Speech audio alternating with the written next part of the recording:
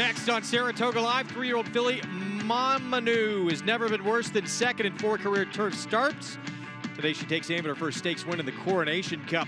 Haynes Fast ships in from Churchill Downs with a resume that includes a dominant win over a filly who would later become her stablemate. Fairgrounds Oaks winner Chocolate Martini.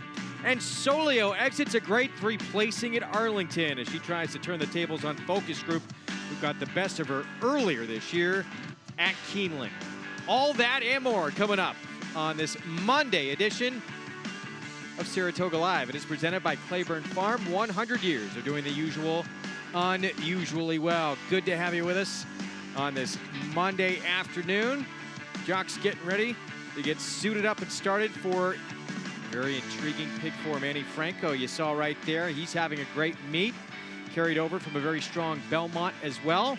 And a good crowd on hand for Monday action here at the Spa, the premier race meet in the country. We have the Coronation coming up at 5.5 furlongs. And we have a marathon coming up at 1 mile and 3/8 in race 9, which we'll talk about here in just a second. Greg Wolf alongside former New York Met, LA Dodger Paul LaDuca. And in that 9th race, 1 mile and 3/8 over the inner turf, Chad Brown has an improving 4-year-old son of Kitten's Joy in Focus Group. Yeah, listen, it's a very, very interesting race. Yesterday we saw a dead heat in a distance race on the turf, and one of the most exciting race of the day. Focus Group last time out, he ran a good 4th. He had a little bit of trouble early in the race and had to swing 6 wide, and he made up some ground on Patterson's Cross. Bird's Eye View, Snap Decision, who's going to be in the same group, ends up beating him in here. And, you know, listen, Chad Brown has tried a lot of things with him. I don't know if he is a horse that you want to play today. I actually think he's a little bit of a bet against, but he does have a win here at Saratoga, and the blinkers have helped him a tiny bit. Yeah, and he has a win at 1 mile and 3/8 as well. The distance of this race, you know he's going to be coming late with that run. Yeah, it does. He does. You make a great point. The 1 mile and 3/8 win was here at Saratoga. Let's get you signed up, started, play along. You can bet all these races we show you each and every day by going to NYRABets.com, or you can download the app. Get a $200 new member sign-up bonus by entering the promo code Saratoga Live. Simply bet $200 and you'll get $200 right into your account to play along. Race 7, the aforementioned Coronation Cup. 5.5 furlongs on the turf. 3-year-old fillies, a wide open group. The 8th race on the main track at 6.5 furlongs. And in race number 9, it is 1 mile and 3/8 over the inner turf. That is the race in which Focus Group will line up against Solio. Solio for trainer Mike Maker. Weather and track conditions presented by Piranha Fly Spray, the preferred fly spray of the Saratoga Racecourse. Piranha on pests. Gone the main track fast. Turf condition listed as good. Time to bring in the rest of our crew this afternoon. Let's say hello to New York Racing Association handicapper Andy Serling and Gabby Gaudet. Thanks a lot, Greg. And I'm excited for the Coronation Cup. I love races named for sons and daughters of glowing tribute. Who won her? Diana. We have 3 actually here at NYRA, and the Coronation Cup is a fun one. Mamanu. Is she going to be the controlling speed in this race? How's it going to play out in the front end, and how will she deal with that? Well, if she is the controlling speed, that's only going to be to her advantage. There's the filly on the rail that maybe could push the envelope here, or maybe the filly to her outside, the number 10 horse too.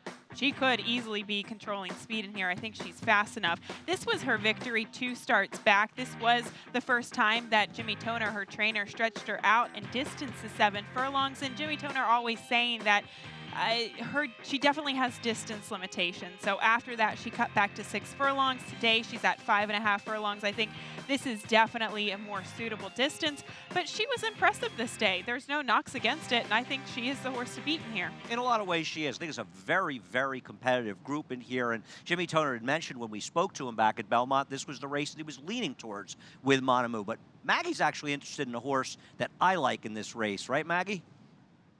Is right, Andy, and that is one of 2 Chad Brown runners in here. She is towards the inside, and her name is Brat Tata, named after a famous Roy Lichtenstein painting, as her owner, Peter Brandt, involved in the art business. But Brat Tata, she's only gone 1 turn on the turf once in her life, and that was in her debut. And the argument could be made that she might be crying out for this turn back in distance, as she just kind of seems to flatten out in her longer distance distances as we're taking a look at the Wild Applause, where she was third behind Got Stormy, who is developing into a very nice turf runner for trainer Mark Cassie. So Brat Tata, she is getting, I think, somewhat of a class relief here as well as distance relief. So she's pretty interesting, I think, here, Greg. Yeah, Chad Brown in a turf stake at Saratoga, usually interesting. Which one do you go with, though? Two of them in here. A lot of other runners you could make a case for, as well as we take a look at the current odds for this race coming up. Neither of the two Chad Brown's favored right now. Instead, that is Originator, who's at 7-2. Faced a really good one named Road to Victory last time out, and that is the only filly on the planet who has a win over Monomoy Girl. Yeah, and I don't want to say Monomoy Girl because I'm going to call him before that. But yeah, she's got the only victory over the 3-year-old champ in the division when it comes to fillies. I'm surprised that she's the favorite, to be honest with you, at 7-2. She looks like she has a little second-itis. A couple other of these horses in here have 2 wins, but we'll see what happens when the gate's sprung. Mamanu, though, who we're looking at right now, she faced older horses last time. This is a group of 3-year-old fillies. She ran very good in that turf sprint at Belmont when she ran second to Fear No Evil. No, she did. She really did. She did a lot of the dirty work. She sort of dueled that day. Her actually best race is off the turf is when she was off the pace. So I'm 2-4-6 in here. I like Classy Dancer a tiny bit. 1-7-8 in race number 8. I think the outside horse is an interesting horse. Second time for Diodoro. I am deep in race number 9. I thought that was a confusing race. I thought Solio was a horse that you might be able to beat in there. Snap decision. I thought Scholar Athlete could be a kind of horse that could be interesting. And then the last race, Lady Camille, I think will be singled on a lot of tickets. Merlin's Muse, the 7, I'm giving one more chance. That horse is either a filly that just gets herself in trouble or she's just had 3 troubled trips. And we're going to see, you would think, David Donk break through at some time in the meet. 10th race you won't see on our show, but you will be able to watch it on the NYRA app, so you can see how this card plays out. I want to remind everybody you can use the NYRA Bets app to hit a trifecta in the Coronation Cup today and earn a 10% winner's bonus. The app available in the App Store or for Android on the NYRABets.com. NYRA Bets offers a 10% winner's bonus on a selected stake every day of the Saratoga meet. We're going to take a break. There is Mamanu, 4-1 on the board. Can she get it done, or will that man, Chad Brown, with his duo of runners, Brat Tata and Lady Subi, get him the money? We'll have the post-parade when we come back. This successful son of AP Indy has sired 6 millionaires, including 2017 Eclipse champion 3-year-old West Coast. A dominant winner of the Grade 1 Travers and Pennsylvania Derby, West Coast also placed in the Breeders' Cup Classic and was runner-up in the $16 million Pegasus World Cup. In the sales ring, juveniles by Flatter brought up to $600,000, and his yearlings sold up to $460,000. Flatter, standing at Claiborne Farm. They're on. Bet the horses anywhere, anytime with NYRA Bets. Rushes out of there to take the lead. It's easy on your computer or NYRA Bets app. Earn valuable reward points on bets. Play in our exclusive promotions and earn cash rebates. Sign up now. Bet $200 and get $200. Bet any track, anywhere, anytime. NYRABets.com.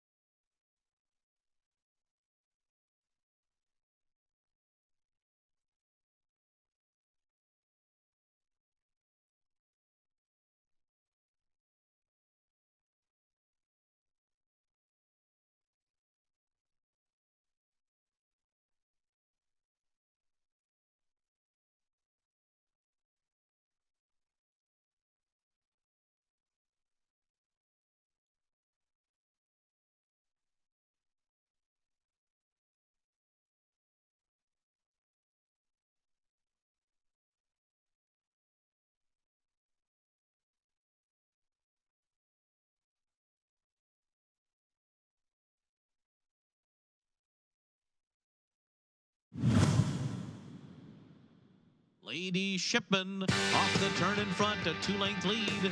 Manil is second, Super Sex on the outside, third drifting out. Miss Ella's closing through an opening on the inside, and here she comes, but she's far behind Lady Shipman. Lady Shipman's 5 lengths out in front. Miss Ella has clearly taken second. Darling Sky is third, as Lady Shipman just rolls again.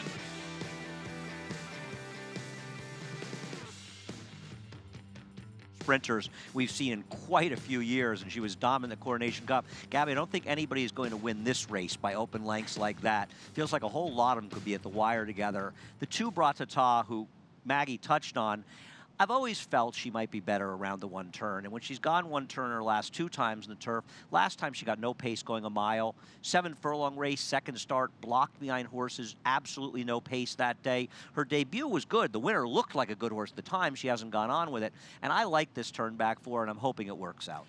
2 concerns I have with the 2, and I don't mind the turn back. I just worry about the 5.5 furlongs. I think that maybe 7/8 or even 3/4 could be easy for her, so that's a concern for me. And then on top of that, do you really think she's going to get the pace in front of her? There's a scenario where the favorite could be alone on the lead. I think it's going to be an honest pace. No, I don't think she is. I think between the 1 Closer Still you mentioned, the 9 Lady Subi, and the 10 Broadway Run, there's enough speed, and even the 6 Classy Dancer. I think Factory of 1. These are enough horses to be forwardly placed. Now, the 7 horse, I know you're interested in the 7 Originator, and the boys upstairs were talking about her a bit, having lost a Road to Victory. Now, I thought she got a very great ride last time and a good trip. You felt differently and thought she had a tougher trip than the winner. We disagree. We'll see what happens today. Well, if you watch the race, the pace started to kind of crumble away, and she actually made the first move into that pace, whereas Road to Victory made that last move into the pace. Now, she might have never been beating Road to Victory, but I did think that she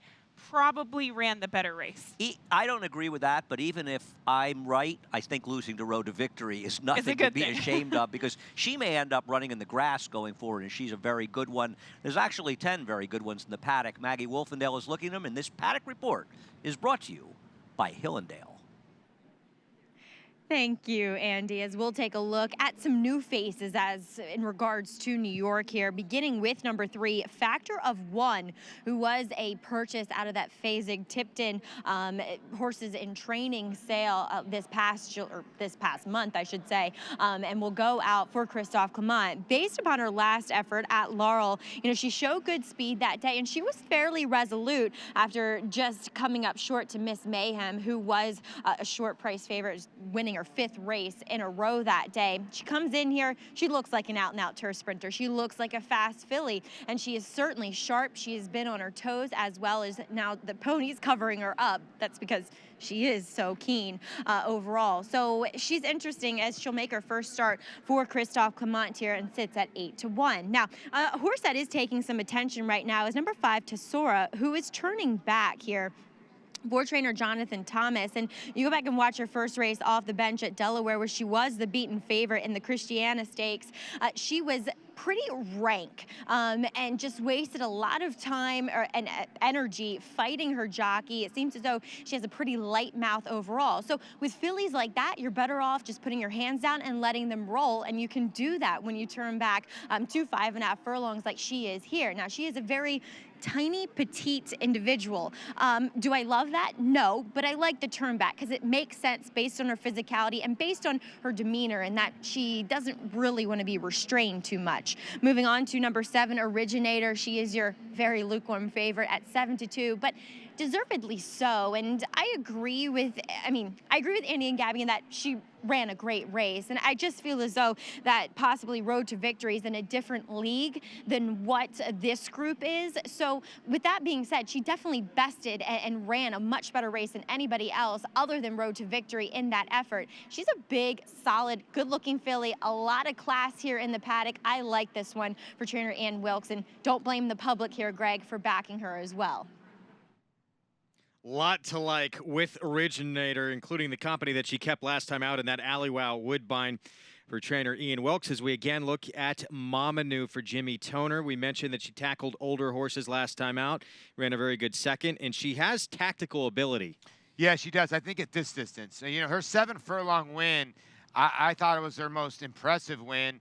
She was able to go away from that group. Now, speed was good that day and was able to win, but I like her effort at Gulfstream where she was able to come from a little bit off the pace. It shows that she can rate a little bit, and I think at 5.5 furlongs, she doesn't really need the lead. So, you know, you were talking about maybe controlling speed.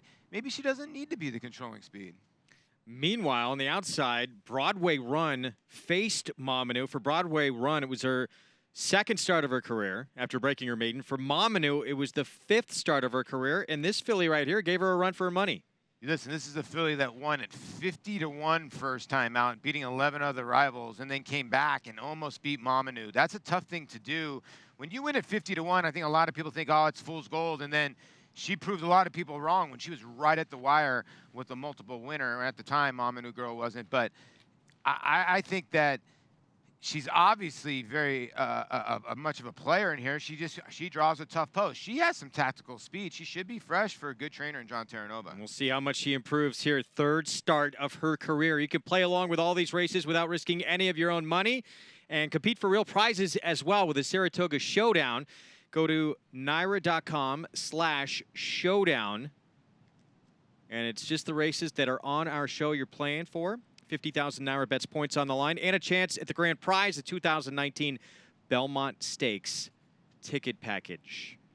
7-2, Andy Serling is our favorite on the board, which tells you this is a wide open edition here of the Coronation Cup. I mean, it just feels like it. Gabby and I have been talking down here, and guys, I mean, I said I thought that anyone could win. I had trouble with the 1 and 8, and Gabby was making a case for the 1. I don't know about you guys. I just feel like they all have a chance here.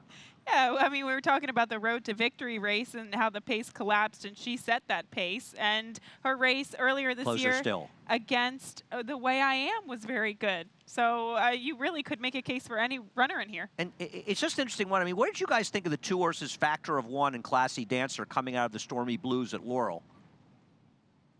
Well, Factor One, that's the 3 horse who was on the board at 9-1. I think this horse is very intriguing. Now moves to the Christophe Clement barn. And I think it'd be potentially the quickest horse in the race. So who's the horse that won yesterday? Rocket Heat, right? Destroyed everybody. Came from the Mark Glatt barn from California, came over here. I don't know if he's as fast as Rocket Heat, but he ran a good race last time. I can't argue with Andy there. I mean, and listen, the Laurel races have played well here so far. $400,000 at the Fasig-Tipton Horse to Racing Age sale for this filly. So we'll see. All right, here comes our post parade. We're going to kick things off with a speedster inside. Big price on Closer Still. Marcassi runner with Julien Leperoux aboard. Yeah, this one by New Zealand sire, so you think, for Cassie, like you said. I think it's going to show some speed from the inside. 2 horse, Bratata. 1 of 2 in the race for Chad Brown. Tyler Gaffleone rides. Filly that's taken a cut back in distance to a distance where she actually started her career at Saratoga. The filly Andy just asked us about, Factor of One. Used to race in Southern California, now with Christophe Clement. You know, when they took this blinkers off this filly, she really started to rate. I wonder if she's going to be farther back and make a big run late. You're getting a good price. Mamanu is the 4 for Jimmy Toner. 2 wins and 2 seconds in 4 turf tries. She really has not done much wrong since she translated her form to the turf. I think she's the horse to beat in here. We saw Jonathan Thomas break through at Saratoga last summer. Can he get another stakes win here with Tesora? Javier Castellano aboard. Well, she's been popular at the window and again popular today. 12-1 down to 9-2. Jason Service sends out the 6 Classy Dancer. Irad Ortiz Jr. in the irons. A lot of people will be focusing on Factor of One out of that race, but I actually prefer her. I thought she had a little bit of trouble. Originator is the 7 for trainer Ian Wilkes, daughter of Artie Schiller. Yeah, this horse has got a tremendous work, too, back than the proverbial slow work to get her ready, and she's getting played, too. Wayne Catalano, he got a stakes win in the Chuvie yesterday. Trains Flashly with Kendrick Carmouche. She is a little bit hard to make a case for, but she did win in her debut, but that was at Arlington Park. The other Chad Brown runner, Lady Subi. She'll cut back in distance with Manny Franco. No, she's dangerous, too. You know, she showed speed going long, and obviously didn't like it, but she got beat by a quality filly and Get Stormy. But her race going short was good. And Broadway Run had that second to Mamanu in the second start of her career for John Terranova. She was 50-1 when she won in her debut, and she proved that in her second start that was no fluke. So that is your field for the 7th running here of the Coronation Cup. 8-1 on that filly in your screen, but 5-2 favoritism. That number's starting to come down now on Mamanu as the public settling on the filly who's been the most consistent on the turf. But this one, again, very interesting here. Factor of 1 now with Christophe Clement. Showed a lot of talent in that Laurel sprint last out. Yeah, you know, this is a horse that was in Southern California running down the hill and has one race at Del Mar, which is somewhat of a similar configuration, although it's 5 furlongs to Gulfstream Park, a little bit towards here. Going down the hill at Santa Anita, you either love that course or you don't. But this horse has shown affinity to go to the front end win, shown come from off the pace. I think you'll see her come from off the pace today for a little bit farther, especially with Joel aboard, because the way that he can finish. Really interesting, okay. And of course, we have that speedster as well, and the big bomb on the inside from the rail and closer still. Probably going to be leading the way in this spot as we take a look at Classy Dancer. Jason Service, he came into this meet on an unbelievable roll, not just at Belmont, pretty much wherever he was training on the East Coast. Cooled off a little bit here at Saratoga, but still dangerous. Yeah, always dangerous, and he's just such a good conditioner. And all this is, this filly's races going around one turn have been good. A win, 2/3. She likes to come from behind, so look for her to sit back and make a nice little run while some other ones try to duke it out early.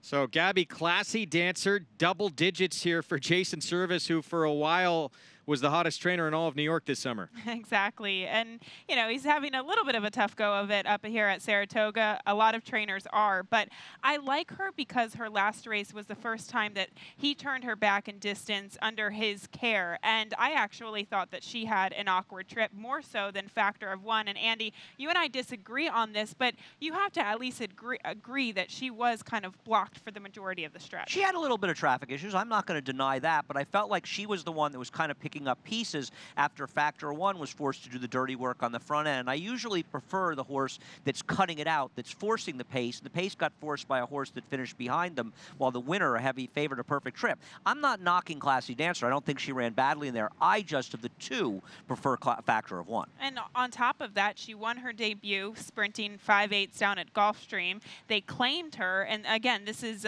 only the second time for Jason Service that she's been sprinting on the turf. And guys, we all know how well Jason Service does with his turf sprinters. He's dangerous across the board, it seems like. She makes a great point. Like, some people get pigeonholed in certain things. 36%, 36%. That is an insane stat with a giant sample. We're looking at a sample of over 124. So, a dangerous horse, a horse, like I said, has had some issues and had some rough trips going around one turn, and maybe look for her late, you know, and you're getting 11-1 on a Jason Service runner. Well, this filly right here, we mentioned she beat Road to Victory last time out. Again, that is the only one out there who has beat Monomoy Girl, the division leader, I should say, in the 3-year-old filly division. With more on this daughter of Artie Schiller, let's go to Maggie Wolfendale. Thanks, Greg. As I did get a chance to catch up with Ian Wilkes before walking out of the paddock, and kind of as Gabby had said in the top of the show, in regards to Originator, he thought that she ran an amazing race last time out, but obviously she was running away from the pack, he said, but looking at Road to Victory, she just was better that day and just came rolling down on her outside. And he feels as though anything from 5 to 7 furlongs is ideal for her. So all those tries going a mile, he said she just got 2 ranks. So he really loves the way that she's been training into this effort as well. But a horse that I liked in the paddock and then out on the track is number 10 in here, Broadway Run, who just finished second by half length to your current favorite, and Mamanu. This filly was a huge upset, huge surprise first time out at 50-1. But she came back and backed up that effort with authority with that second place finish. And I don't mind the turn back from 7 to 5.5 with this filly, who's just very stocky, very kind of stout as well, just carries that muscle mass well. And she was moving great here. I mean, these fillies are turf horses, so they're not going to move super out on the track, but for a turf sprinting filly, she looked good warming up here on the dirt track. So I'm going to go with her at 7-1, Greg. Maggie, thank you. I just thought she had a lot of upside in here. She's very lightly raced. She obviously showed a ton of talent hanging with Mamanu, who at the time when they met, I mean, Mamanu was just so much more experienced. You're right. You're right. And you're wondering why she's been gone since May 31st. That's a little bit of the worry. And now when you look at the 5, Tesoro, we were talking about who's getting bet here.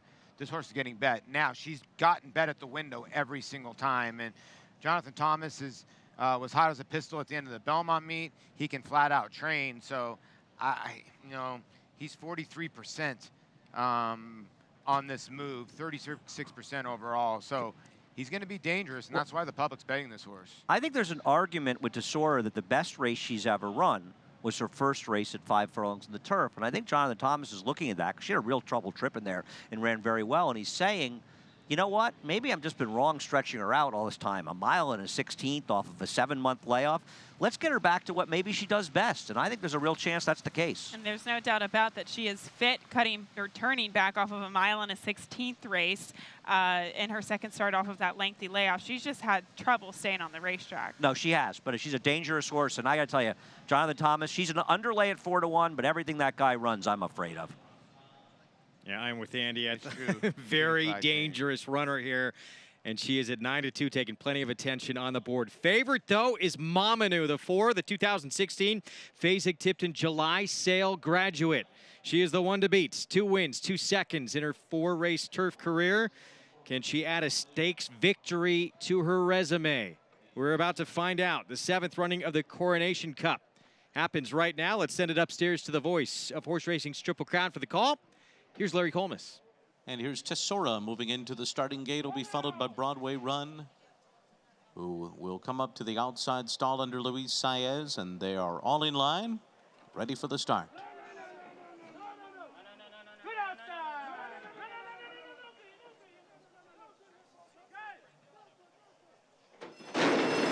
Off in the Coronation Cup. Classy Dancer had a good beginning. Mamadou's got early speed. Factor of 1 on the inside, and Broadway Run from the far outside.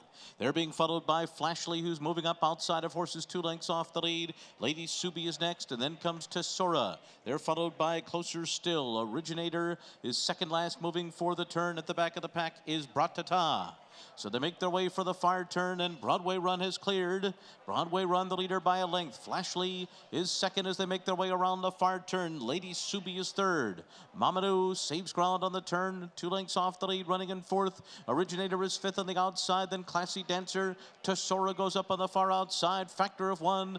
Bratatan, Closer Still. They're into the stretch. Broadway Run on top. Here's Lady Subi. Flashley is there. On the outside comes Originator. Mamadou's got work to do down on the inside. Tesora's trying to close in the center of the course. Broadway Run in front. Here's Originator on the outside. Lady Subi is third. Broadway Run, Originator, Lady Subi. Broadway Run's got it. Broadway Run all the way.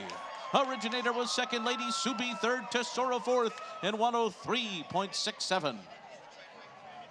Broadway Run turns the tables on Mamanu. Now 2 wins in 3 career starts. She won the race right out of the gate. She really did. She broke so sharply and took control with Luis Saez. And again, aggressive rider gets the job done, and nobody could run her down. I have nothing to add to what Paul said. Luis Saez won this race with an aggressive ride. Time and time again, and let's give credit to Broadway Run. Maggie liked this horse on the racetrack, and Luis Saez was very aggressive. And boy, the money came in, 5-1. Every time I look up and I see a horse who's on the front end, I look down at the PPs and it's Luis Saez. I mean, he is one of the few jockeys in this colony that is just aggressive, and it has been paying off for him. Ricardo Santana, there's a short list of really aggressive riders, and this is what makes the difference. I mean, this is a turf sprint. That's the position you want to be in. I agree. So Broadway Run with the victory, 10-7, 9-5. 5-1 over 4-1 over 11-1. How about that trifecta? And this is a talented filly. She's just going to get better and better. She's still lightly raced. Yeah, and it's amazing. The money showed up on 3 different horses in this race. The 10, the 7, and the 5. They ran 1st, 2nd, and 4th. It's pretty amazing. The New York handicappers and the handicappers out here at Saratoga know what's going on, but Broadway Run just ran them off their feet. And listen, you made a good point. The second career start was right on Mamanu, who was basically disappointing today. I thought had a decent trip, but was rank early and just had no punch late. There's John Terranova, all smiles, heading to the winner's circle with his wife Tanya.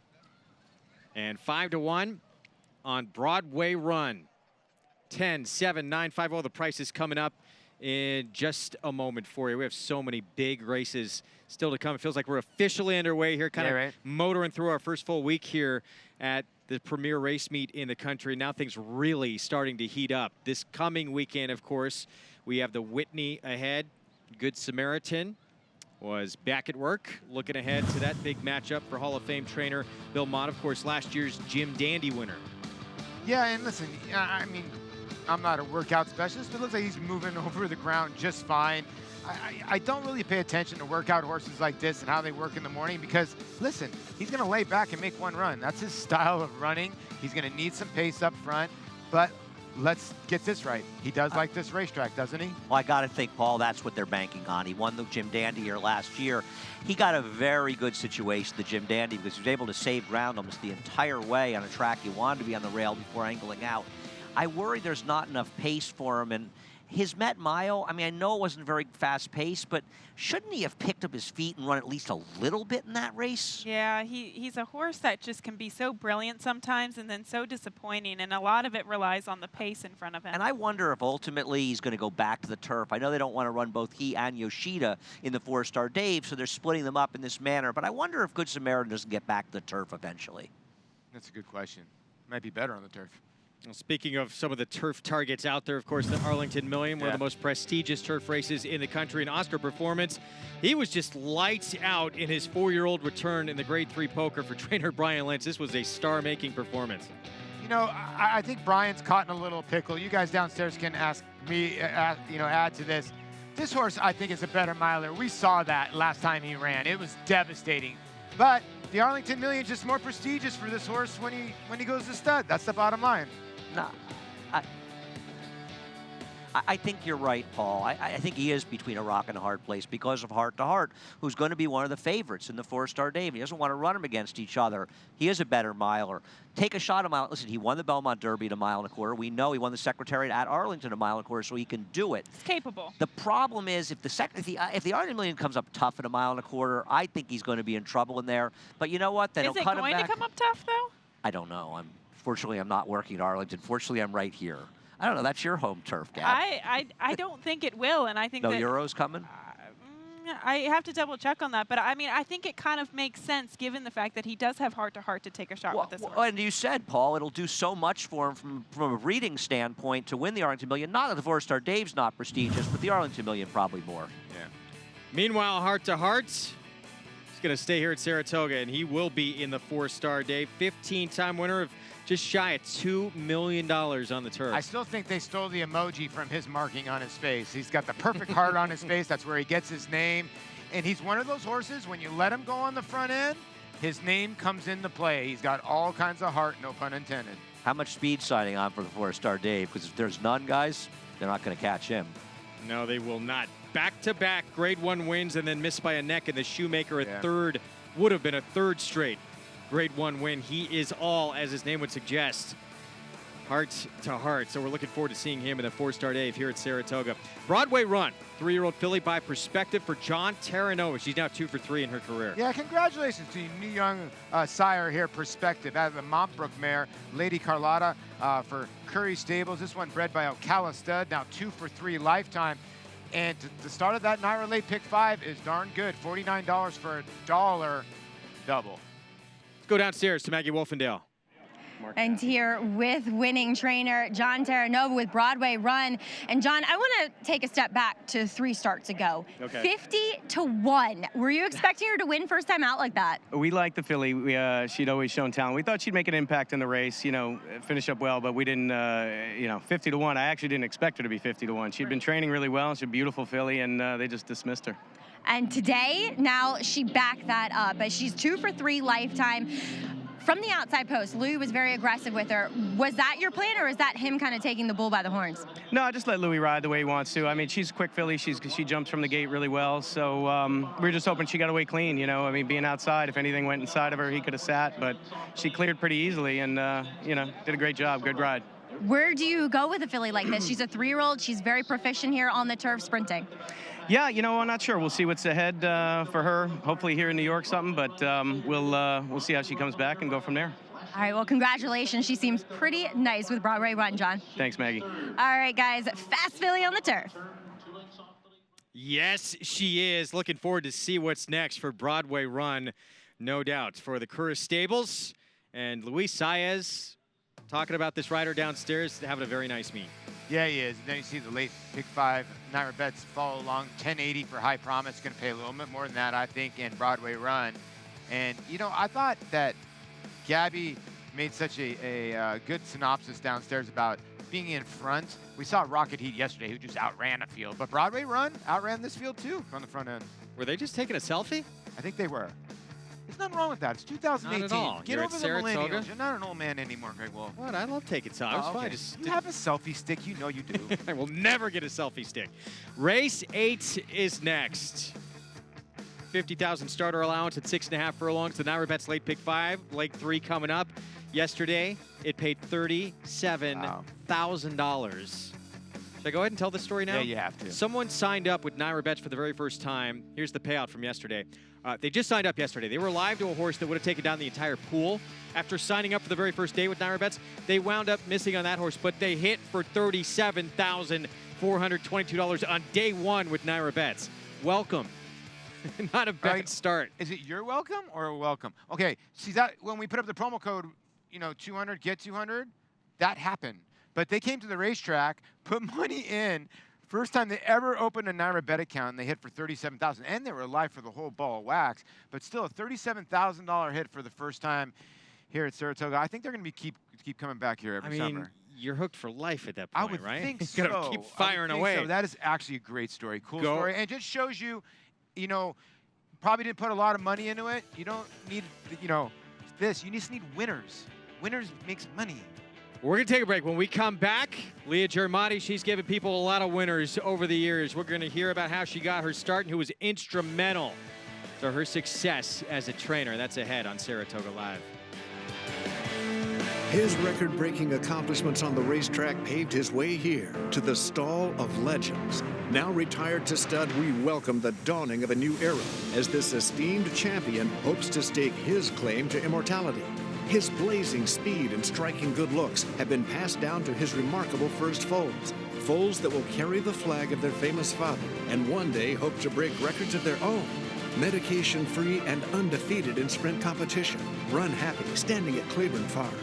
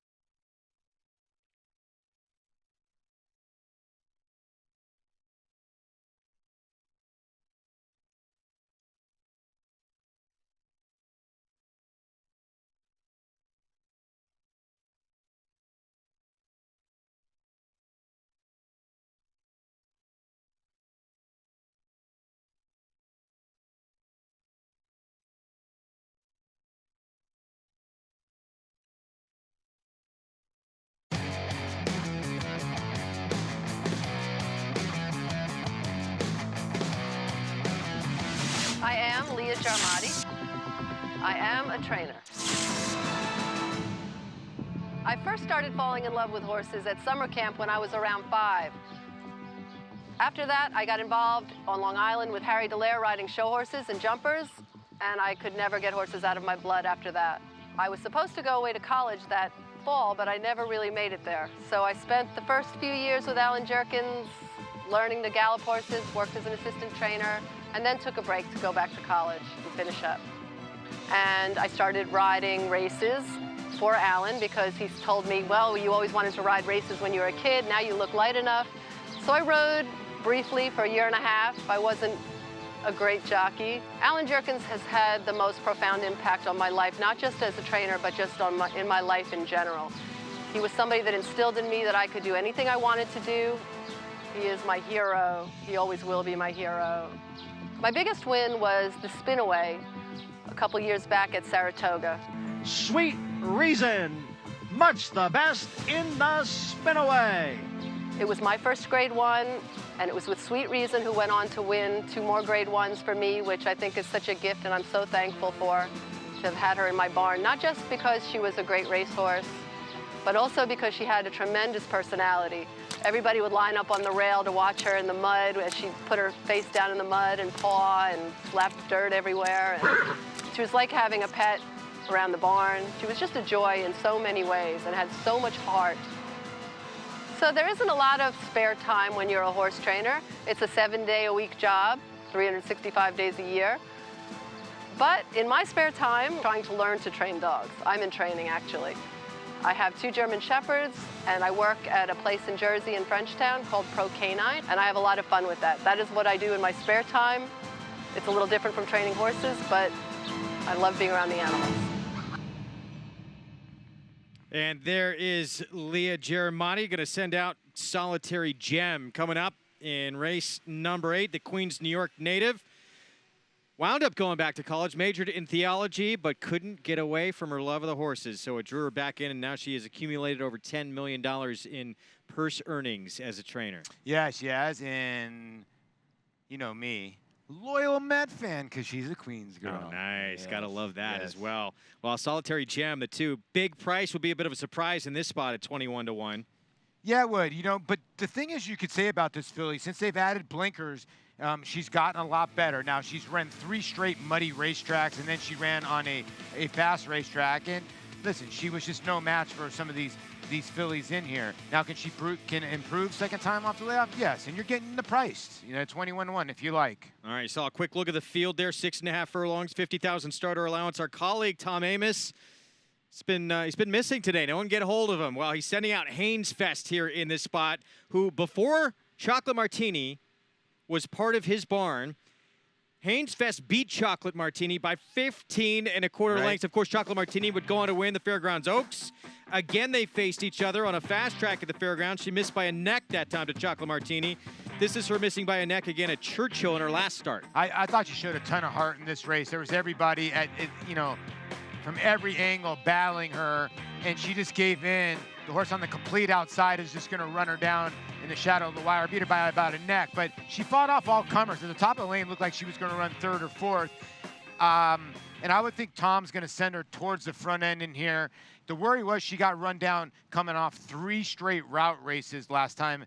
But she was nominated for the Indiana Oaks. She did not decide to go there. She decided to come here to Saratoga. Yeah, what do you make of that? Andy Serling and Gabby Gaudet thinking of a much tougher spot, and instead winds up at a 50,000 starter allowance here at Saratoga. I mean, Tom has really concentrated clearly on trying to bring the right horses like any trainer does. I think he's brought some horses that have been competitive. It's just so difficult to win here. I got to think Gabby's not thrilled with drawing the rail because that just sort of forces his hand to be aggressive. Yeah, he's got to go with this filly. And unfortunately, the 3 Maho Bay, who I think is pretty talented, might be breathing down her throat the entire time. On top of that, Andy, I mentioned this earlier. Is she better going longer or shorter? Because to me, it seems like when she sprints, she's just always on the engine, whereas when she goes longer, she can at least relax with her natural speed. I think it's a very good question, and sometimes it's just a case of what races come up, and maybe there aren't longer races in the book. I mean, Saratoga, it's 1 1/8, or you're going 6 or 7 furlongs, and maybe there just isn't a race coming up. But I think it's a very valid question, Gabby. Now, Maho Bay, the 3 for Joe Sharp, actually finished behind Haynes Fest, but I got to tell you something. The way Joe Sharp's horses are running, he's got to win with a heavy favorite, a 2-year-old second-time starter today.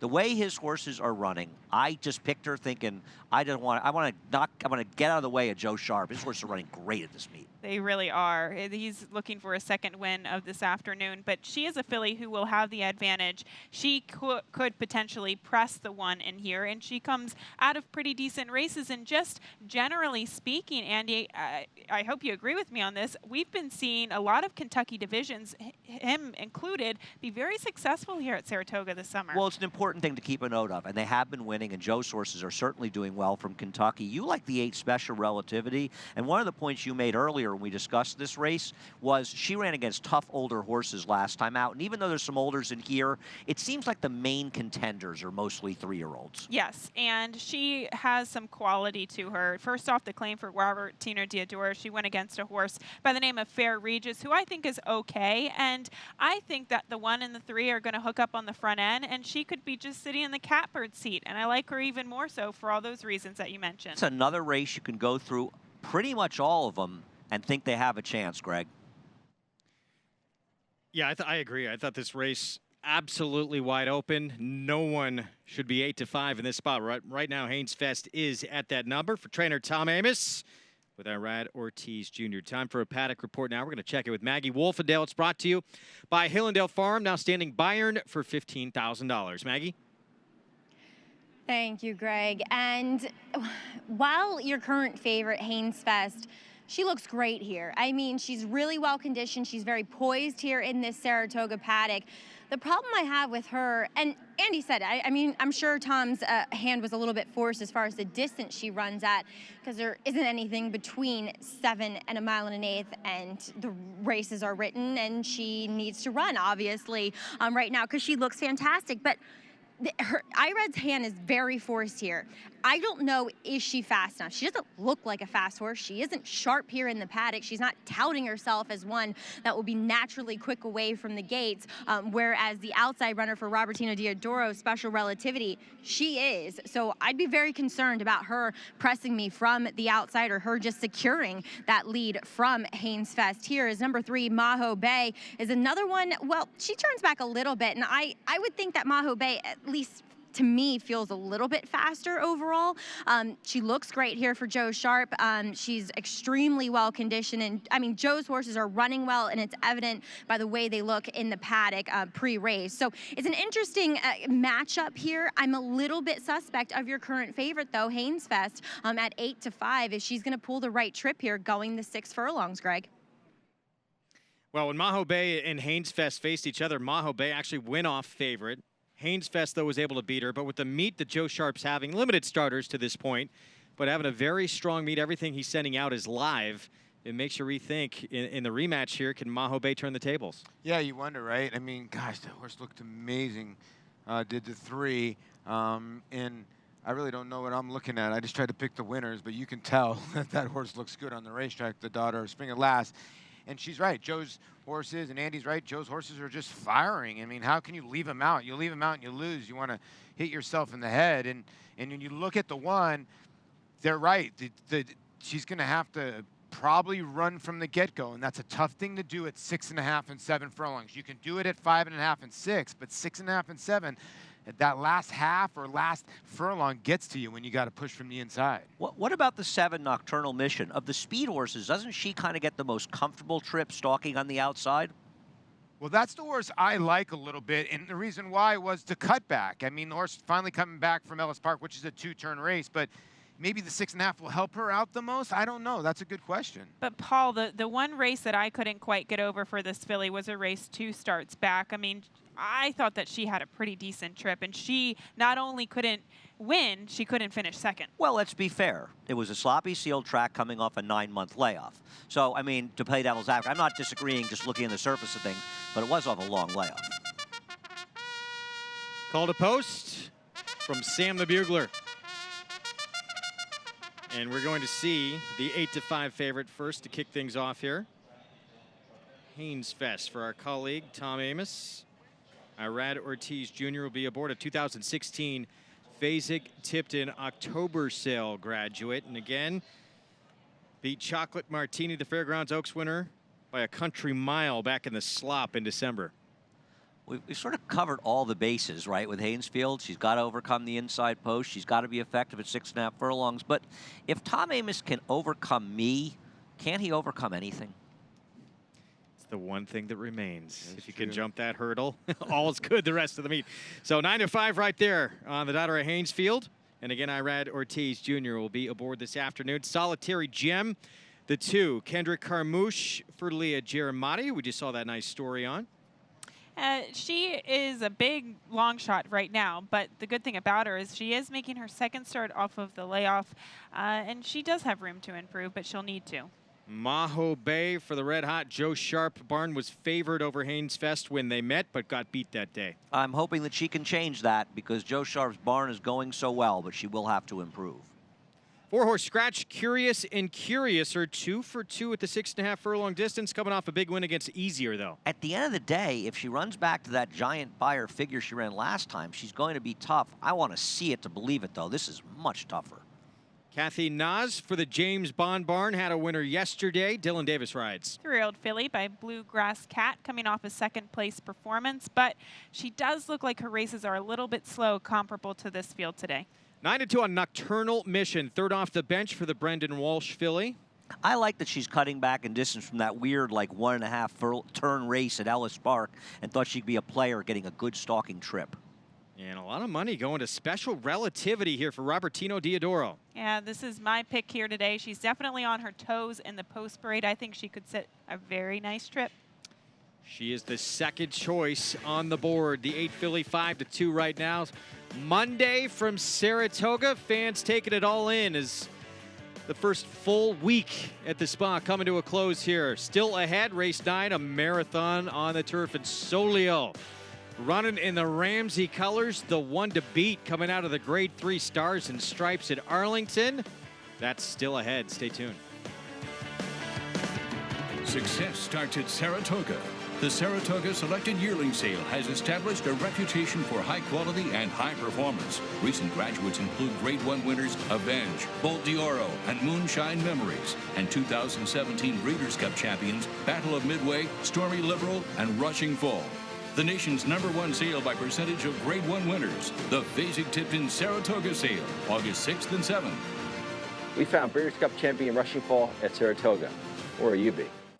Switches back to the outside. Exaggerator down to the 16th pole, but Exaggerator has turned the tables. He has won the Breeders' has won the Travers over American Flag. Irish War Cry has won the Wood Memorial. Alice. Good Magic's gonna win his first race, and he's gonna do it in the Breeders' Cup Juvenile.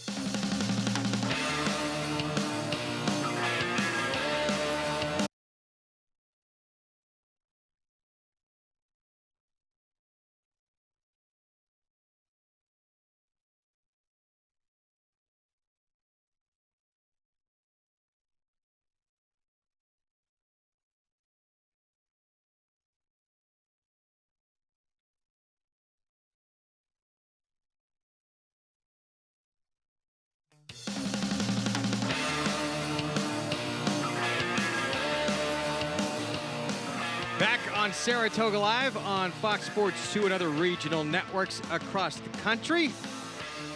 Fans taking in this Monday action, and tonight it can take in Jockey Karaoke. It is always a blast and for a great cause, supporting the permanently disabled jockeys fund. Yeah, you can see Flo the jockey as he goes on. He won it last year. He won it last year with these, I guess you can call them French moves. What does the Fox say? It was great. He brought the house down. He really did. He did. John Velasquez was great, though. Joe Bravo was tremendous. Yeah. So that happens tonight. You could be part of it. And again, everything going to a good cause right here. You saw Todd Pletcher there. He's one of the judges last year getting up on stage. Yeah, so general admission tickets are $75. We encourage you to do for the VIP for $150. It all goes to a great cause. And you're right. I was asking Johnny V yesterday. They're competitive about this. What's your skid? He's like, I'm not revealing it to you. You'll tell other people. I'm like, what? I'm not betting on this. Someone is getting kiki on us, right? I would think so. Someone's got to pull that out. Yeah. We'll see if that happens or not. It might be you by the end of the night. It might be. Race 8 coming up. Let's check in with Maggie Wolfendale. And here with the trainer of the meet so far, and that is Joe Sharp. Joe, you're hitting at 50%. Not to, make you think about it or anything like that, but in regards to Maho Bay, looking for your second winner here today, she, is a horse that looks as though she's getting better. What do you expect from her today, and what kind of trip are you looking to pull? She's definitely getting better, and I think last time I made a little bit of an error wheeling her back quick at the end of we were kind of a victim of this condition book at Churchill. And, I think she was a little flat, and I also told Adam, to be on the pace, and I think we learned a little something from her that day. Against better horses, I think she's better to sit a stocking trip, so that's what we're looking for today. Looks like you might get that as well. And a horse that was formerly in your barn, you're going up against in Haynes Fest, as you said you were just glad she didn't turn into a chocolate martini, as she did finish second to her the day that Tom claimed her, or had her, I should say. Yeah, she's a really talented filly that we liked a lot. The day we lost her, obviously we were trying to build in this condition moving forward, and Tom took advantage of that, and, best of luck to him. But she is a talented filly, and the fillies had worked together when they were in the early stages. So, it's neat to see them run against each other. Especially up here at the spa. Joe, best of luck here, and continue the good work. Thanks, Maggie. All right, Greg.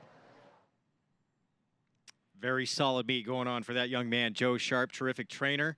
Of course, last year's Haskell Invitational winner with Gervin. With Gervin, yeah, and obviously married to Rosina Pravnik, one of the best women jockeys we ever saw on a racetrack. Yeah, he's having a tremendous meet, and his filly here has got a big chance in this spot.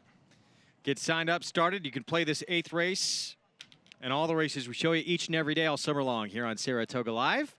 With a new member sign-up bonus, bet $200, you'll get $200 in your account. Use the promo code against Saratoga Live to take advantage. Go to NYRABets.com or download the NYRA app to take advantage. So do it today, and you can hit for $37,000. That's right. That's what it paid yesterday. Right. And we're on our way, guys, to a big one again after the first 2 legs of the sequence. No, I agree. I mean, neither of them paid huge prices, but I tend to agree with Paul. The first winner probably a little bit bigger in the multis than he was in the board. And the last winner, Gabby, it's hard to believe that horse was 5-1 in the pick 5 or even the pick 6. Yeah, I totally agree. And right now, I mean, the board is pretty open. We've got the favorite as the one Haynes Fest to the inside. And it was an interesting comment what Joe Sharp made in that they are going to try to not get aggressive with her. So could we see a situation where the one's by herself in the lead? I mean, Maggie even made some points on the 8 to the outside, special relativity.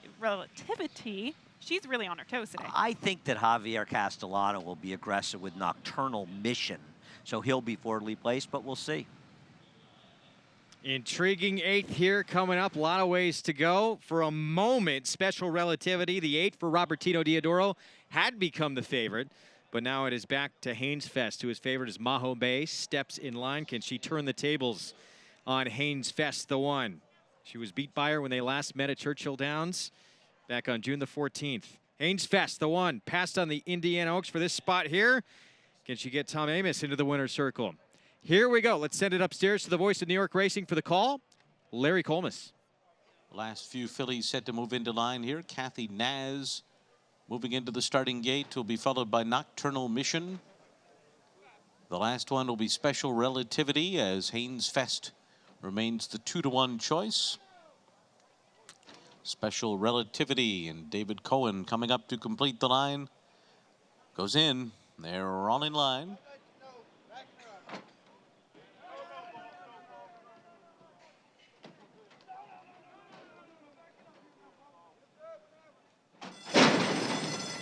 They're off. Hainsfest on the inside, out for the lead. Hainsfest speeding out to the front in company with Maho Bay. These two are 1-2 early on. And then Special Relativity, Nocturnal Mission. And coming through on the inside is Solitary Gem. Curious and Curiouser is next, and Kathy Naz is last of them all up the backstretch. Hainsfest in front, Maho Bay on the outside second. On the rail, Solitary Gem is running along in third through a 22.62 opening quarter mile. No pace on at all here as they race for the far turn. The Nocturnal Mission.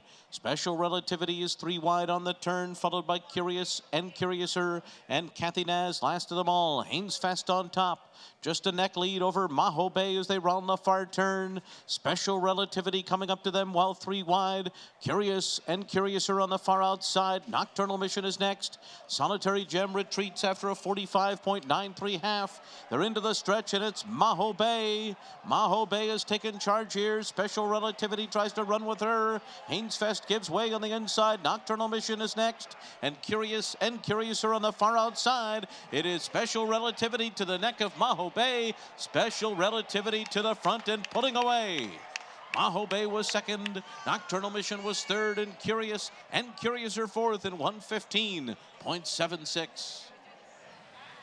Special Relativity runs down Maho Bay. Robertino Diodoro second off the claim with David Cohen aboard. And this horse was able to get the right trip. David Cohen kept in the good stalking spot. The pace was honest, if not particularly fast. Maho Bay ran fine, but had to do a little bit of work, and Special Relativity was just the best horse. Yeah, we saw Maho Bay just sitting off of the flank of Hainsfest here today, and honestly, it just looked like Special Relativity did get the right trip, but the money was right on her. She took some money at 5-2 today. You're right, she took the late hit and almost got the favoritism as the one backs out through the field, but the 8 ran a good race here. I thought the 3 ran good. They're well clear of the other fillies in here, so these two were by far the best. And another horse that I think, again, at 5-2 is going to play a little bit bigger than that. And again, if you're alive in this NYRA late pick 5, you're on to a nice little payoff. I know Maho Bay didn't win. I don't think you want to leave any Joe Sharp horses off any of your tickets. No, she ran giant. She did. 8-3-7-5, Special Relativity, second choice on the board with a win here in the 8th to win at 5-2 and pick up the 3rd win of her career in 10 tries. Love the prices for you. When we come back, race 9, mile and 3/8 over the inner turf, still to come. And when we return here on Saratoga Live, he's got a ton of heart. He is hard to run down on the lead. And how about a little extra side of Cajun as well? Kendrick Carmouche. We will meet him and that fabulous smile when we come back on Saratoga Live. Stay with us.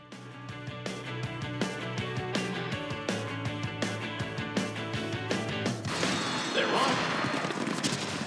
Bet the horses anywhere, anytime with NYRA Bets. Rushes out of there to take the lead. It's easy on your computer or NYRA Bets app.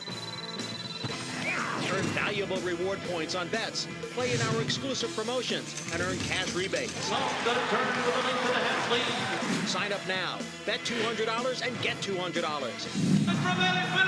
Bet any track, anywhere, anytime. NYRABets.com.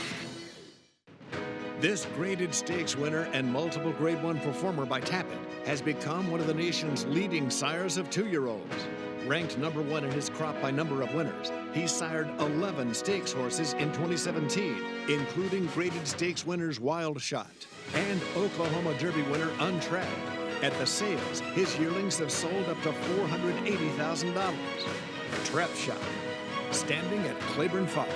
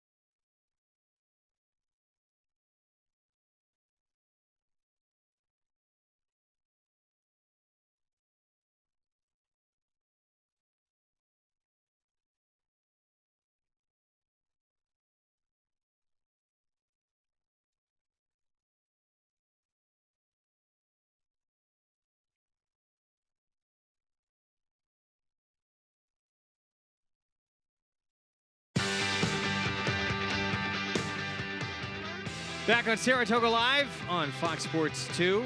Special Relativity, 3-year-old filly by Cowboy Cal, heading to the winner's circle for Robertino Diodoro. Yeah, congratulations to M&M Racing, David Cohen. You mentioned Diodoro. Mr. Thomas Chester bred this daughter of Cowboy Cal out of one of probably the top 5 dam sires of all time. Quiet American mare, Little American, now 3 for 10 lifetime. $7.70 for the win. Let's head downstairs and check in with Maggie Wolfendale. And I'm joined by Special Relativity's rider, David Cohen. And David, you had to be kind of licking your chops when you saw the 2 inside horses kind of go out there and go at it. Yeah, you know, you're right. It was a good setup. Last time I rode her, it was probably a little closer than I would have liked to been. You know, she's a great big filly, so I was happy to be able to have one of those outside trips and let her big stride work for herself. And winning here up at Saratoga, it's been how many years since you've won the Travers, and how good does it feel to be up here and winning races? I don't even think you could put it into words, but it feels great just to be back in the sport, but to be here at the pinnacle of horse racing and to get in the winner's circle is just a blessing. Well, David, well done, deserved, and congrats here with Special Relativity. Thank you, Maggie. All right, guys, she was all the best today. She really was. Very good performance here, running down Maho Bay, who ran well in defeat. But this day was about Special Relativity here in the 8th. You got to give David Cohen credit, and he made a good point. He's at the pinnacle. This is a guy that was gone for racing, had some issues. He's recovered, become a better person, and he's winning races on probably the toughest jockey colony in the nation. So props to him, and Special Relativity, $7.70. Yeah, it's been Robertino Diodoro who's really given him that big chance to get back and get all these winners again. Yeah, Naira Betts, late pick 5, follow along, $111,000 in that pool. Double-digit winners, first 2 legs. And this was a horse who definitely havable, but... Yeah, havable, but I think 3 or 4 deep, 2 or 3 deep. I don't think a lot of people singled. If you did, you're in a good spot. Did wind up going off second choice, though, so that, especially for a while, was actually the favorite in the race. Race 9, mile and 3/8 over the inner turf coming up, an allowance optional claiming race, and Solio for trainer Mike Maker. He was going to have 2 in the race. The 3-horse Bronson scratched. Solio coming out of a 3rd-place finish, beat just a half length in a grade 3 at Arlington. Yeah, I looked at this race over and over again, and it really looks like it's either Solio or it's anybody else. Master Gunner going to be in this race as well. As you take a look at Run Happy on the farm in Paris, Kentucky. Undefeated in his career as a sprinter, a perfect 7 for 7 sprinting, all while running without the addition of Lasix medication. Superstar on the racetrack, setting a track record in the Breeders' Cup Sprint at Keeneland. Yeah, you know how they always have those gifts all the time? Why don't they ever put a gift of Run Happy and go, this is how I feel when I hit the Naira late pick 5. I like that promotion. We'll work on that for you. He seems like he's very happy. He really is. He should be. If you have that kind of talent, you probably are happy all the time. Right. It's another edition of Run Happy Jock Talk coming up right now. Kendrick Carmouche, will see him on board Master Gunner in this race ahead for trainer Elizabeth Voss.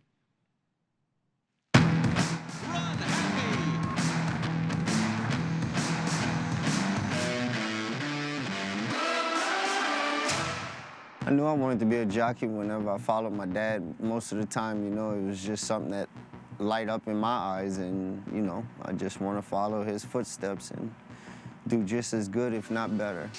Oh, he is so proud of me. Still to this day, he loved watching me ride, and he's still calling, giving me a little good news and bad news every now and then whenever I mess up.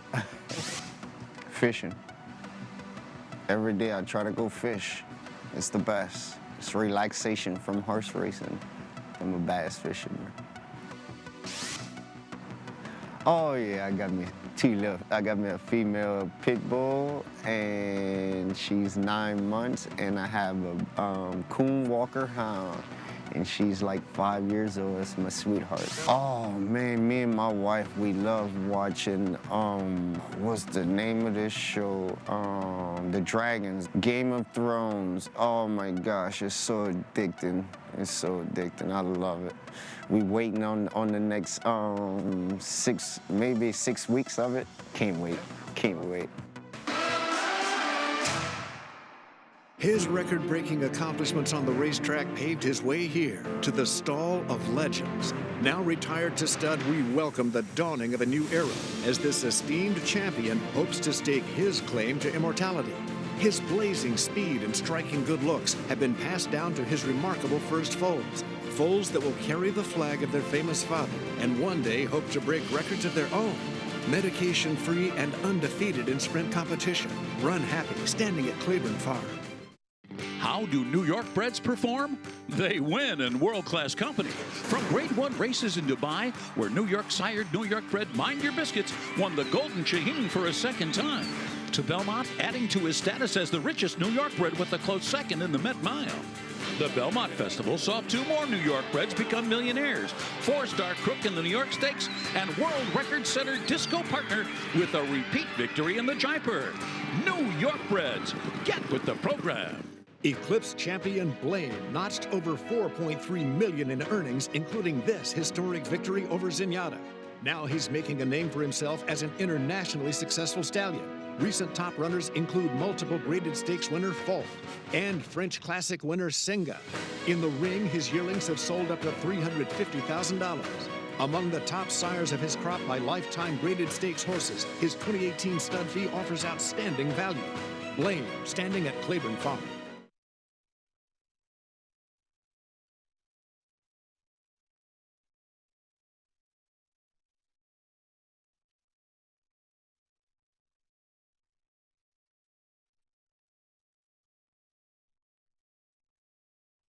Down to the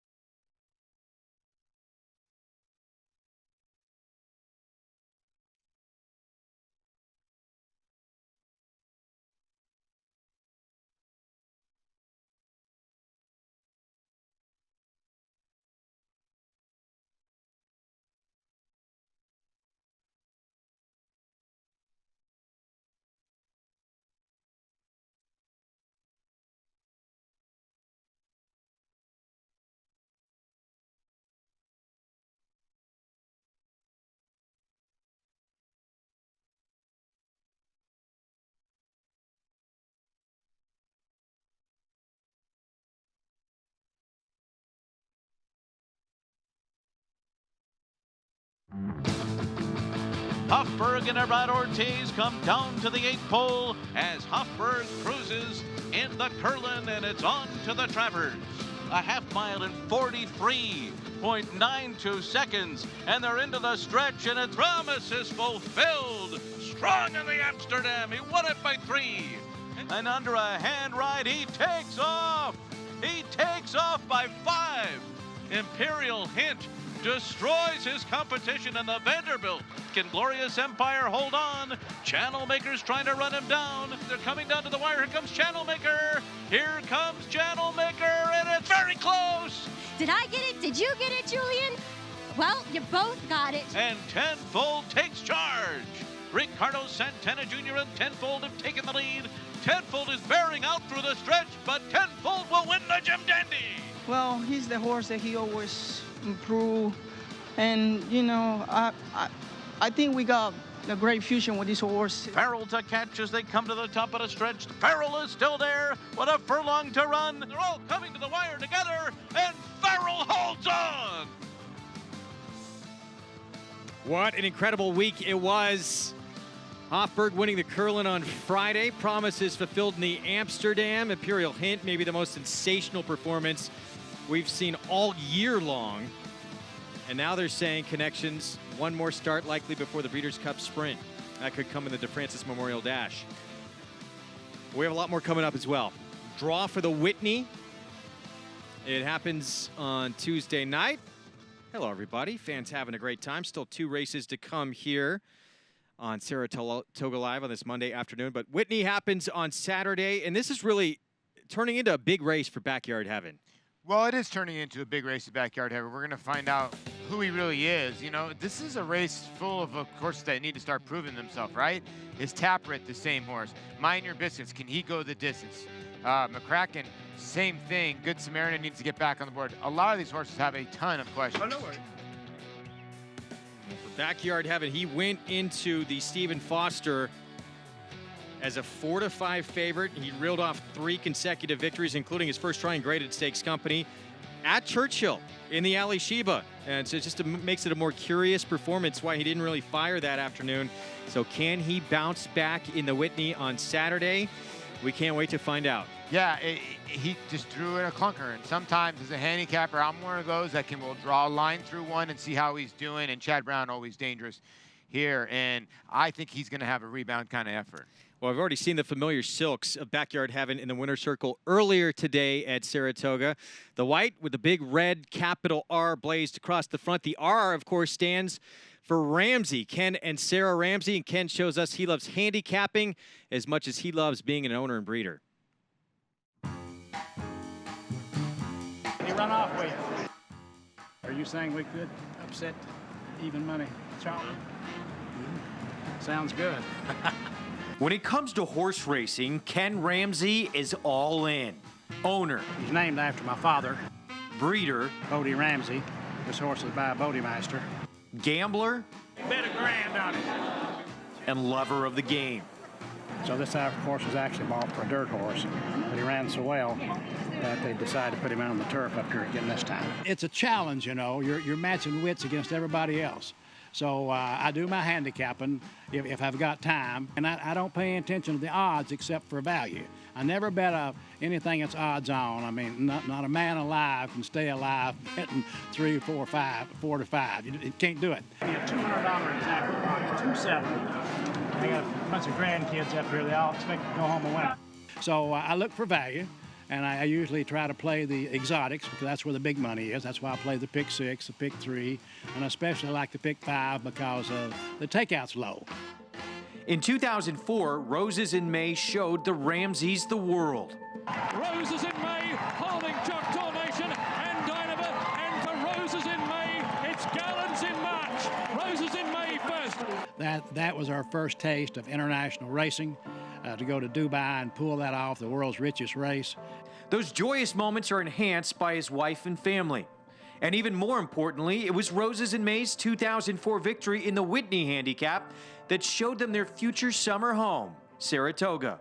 Roses in May in a spectacularly game performance to win by a nose. It's not one of our favorite tracks. It is our favorite track. There's no other track that I would buy a house in the town just to go to the racetrack. Horse owner's dream. Great view. Sit here and talk to D. Wayne and Billy Mott and all the rest of the crew every morning. The atmosphere, the town, the very best racing, best trainers, the best jockeys. You go over there and they got the bands playing and the dancers dancing. Ken and Sarah still make it to the races. However, their lives were forever changed in 2007. The stroke was devastating. Total life changer. We was used to traveling around, going all the places, so that's another reason why I'm kind of cutting back. Smile like you got $100 to win on. Got a lemon, we're trying to make lemonade out of it. You still going to the races, got the TV, like Backyard Heaven here, sit here and watch them train every morning. It's enjoyable, right?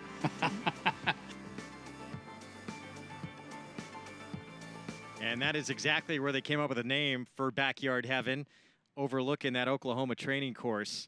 They had a win earlier today in the third, teaming up with Wesley Ward. 4-time Eclipse Award winners as outstanding owners, twice as outstanding breeders. And there's that little slice of heaven, Backyard Heaven there, looking out on that Oklahoma training track. He was fish-eyeing me. I saw that.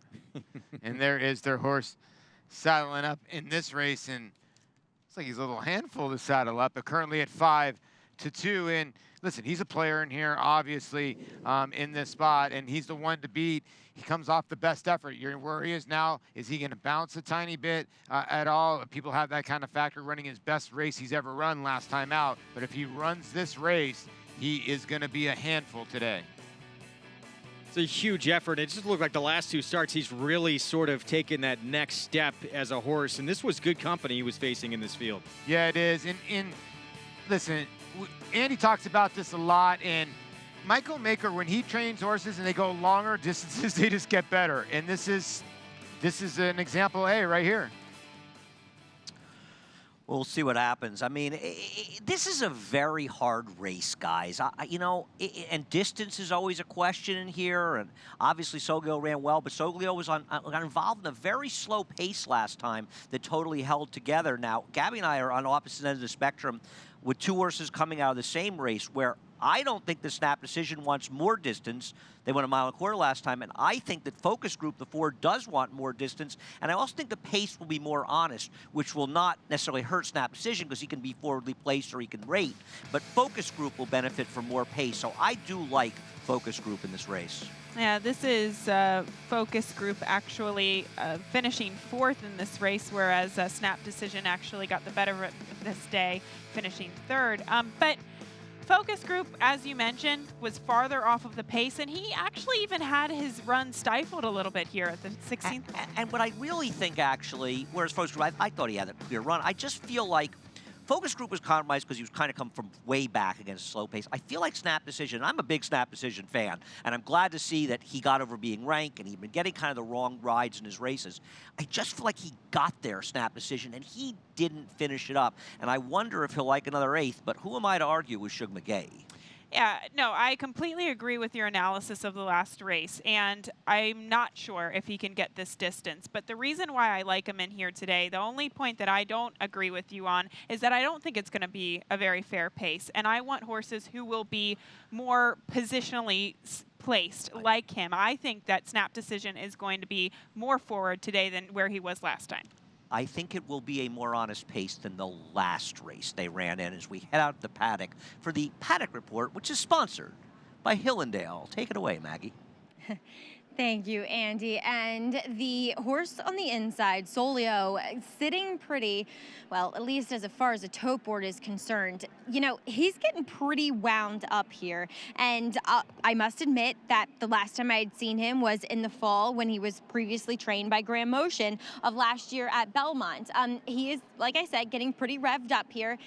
He's not my type of horse. I will put it out there. He just, you know, he doesn't carry his weight well. He seems like a nervous type, and I'm never going to be able to wholeheartedly recommend a horse like that. So we'll see what he does here if he can get back to that last race that he had last time out in the Stars and Stripes. But I am of the same frame of mind that Andy said, and that was a pace that just held together.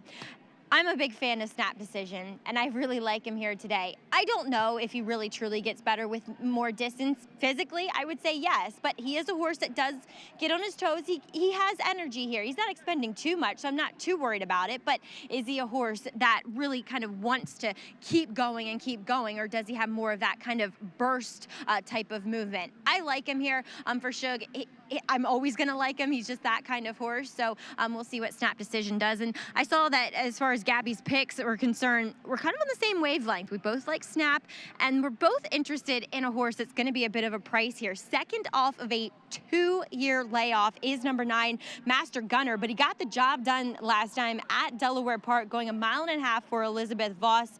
And you would have to think that with that one race under his belt, he's even more fit, despite winning, coming back off of it. He is like a true distance horse. Obviously, with that war front out of a mare, a Sadler's Well mare, so he definitely looks it overall, and I like what I'm seeing from him. He looks fit, he looks ready to go, and Elizabeth Voss, Greg, she knows how to train a distance grass horse.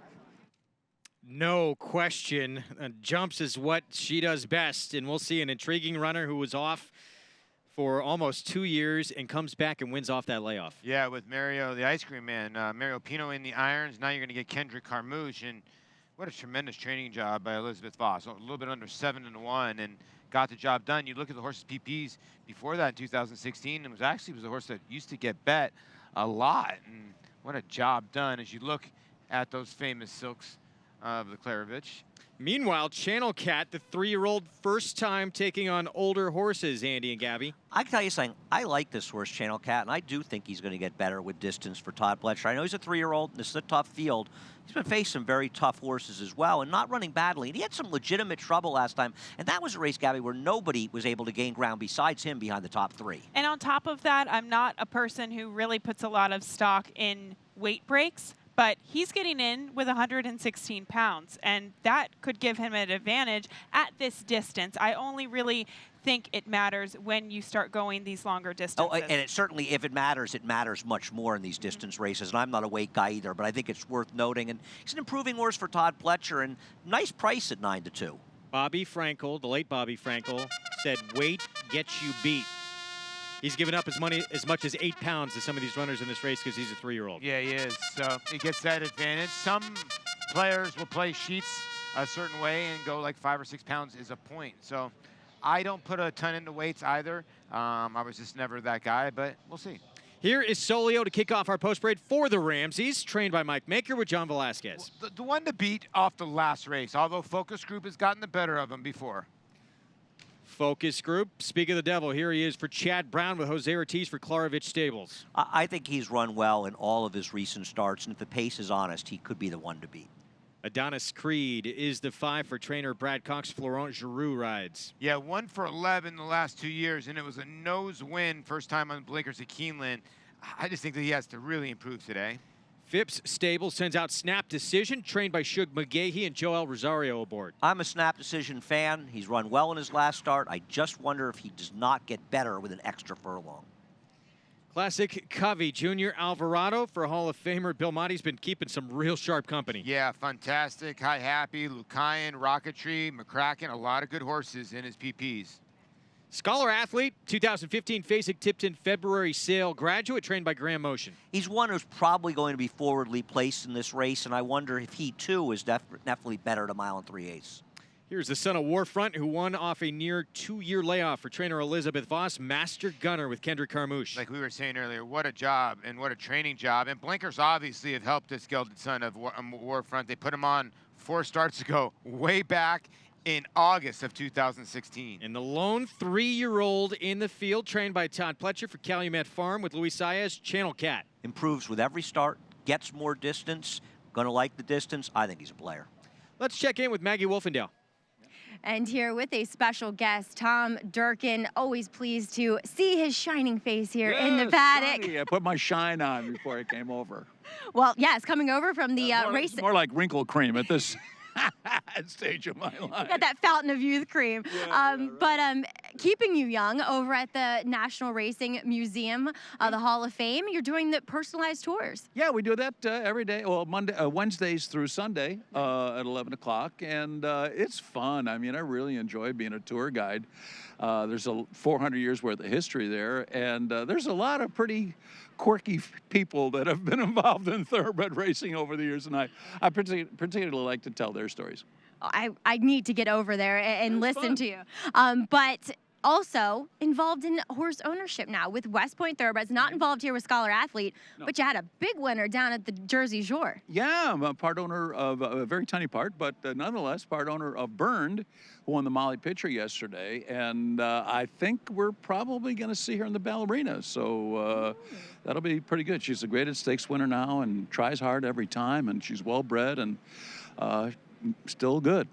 Tom, we miss hearing your voice here, obviously, in New York, but what's the best part of retirement? The best part, not having to go to work every day, but there's a downside to it. I don't know if you people are aware of this, but when you retire, you don't get a paycheck. That's bad. No money, no fun. Well, if I manage to get a little fun in.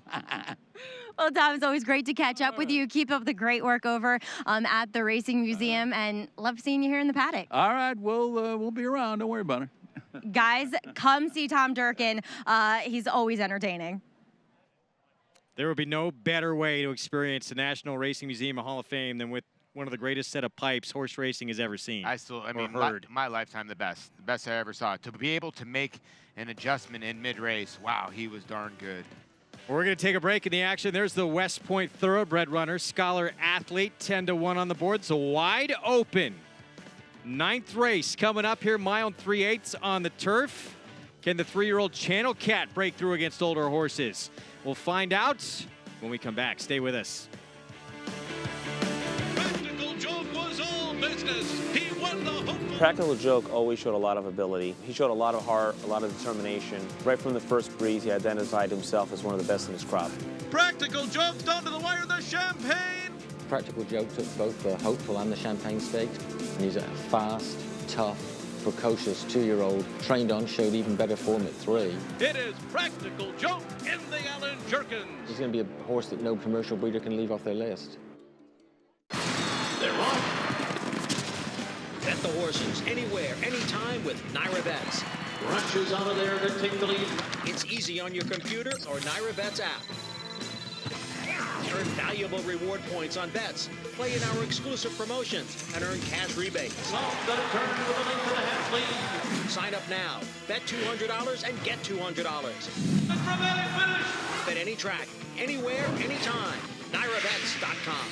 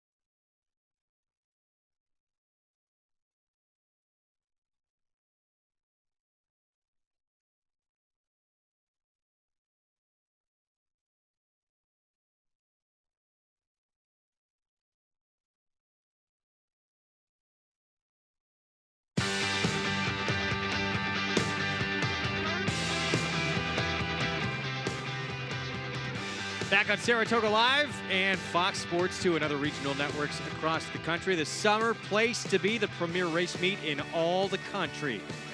Saratoga. The house. That's Siegel?